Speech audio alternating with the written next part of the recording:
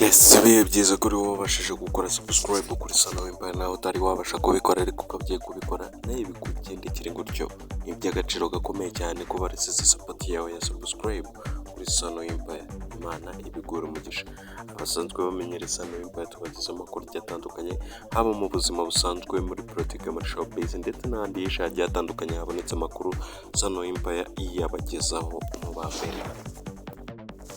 Ni kuri iyo mpamvu rero twanyarukiye mu makuru ari kuvugwa muri gospel. Murabizi yuko hari hamaze iminsi hari gutangazwa igitaramo cya Israel Mbonyi muri BK Arena, ndetse iki gitaramo kikaba cyaragenze neza cyane mu buryo abantu benshi batari biteze yuko iki gitaramo gishobora kuba cyagenda neza.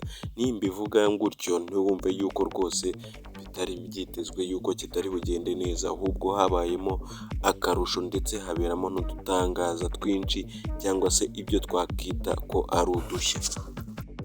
Utwo dushya rero twabereyemo nitwo tugiye kuba twagarukaho. Icyo nagusaba wowe utari wabasha gukora subscribe, ukora subscribe nurangiza ukande no kuri iyo nzogera notification kugira ngo tuzajye twibanira mu nkuru zigiye zitandukanye Sano Empire igenda ikugezaho umunsi ku munsi.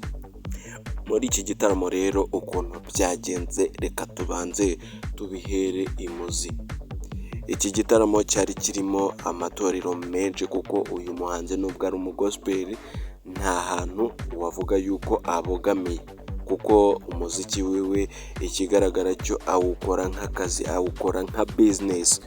Iki gitaramo rero cyatunguye abantu benshi kuko hari harimo ibyamamare muri gospel bigiye bitandukanye nk'amakorali agiye atandukanye, ariko icyatangaje abantu benshi cyane ni amakorali y'abadeperi kuko indirimbo zabo zakoze ku mitima y'abantu benshi ndetse ahagurutsa abantu benshi.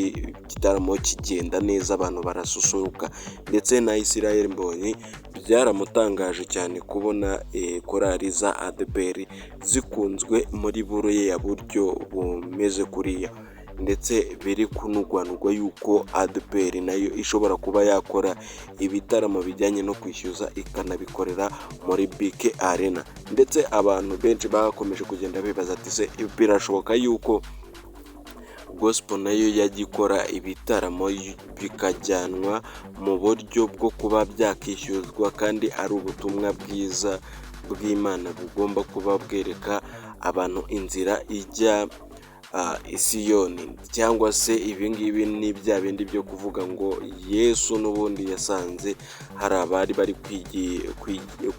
kugurishiriza mu rusengero rw'Imana, abamenera ibyo bari bari kugurisha, ababwira yuko rwose inzu ya se atari isoko.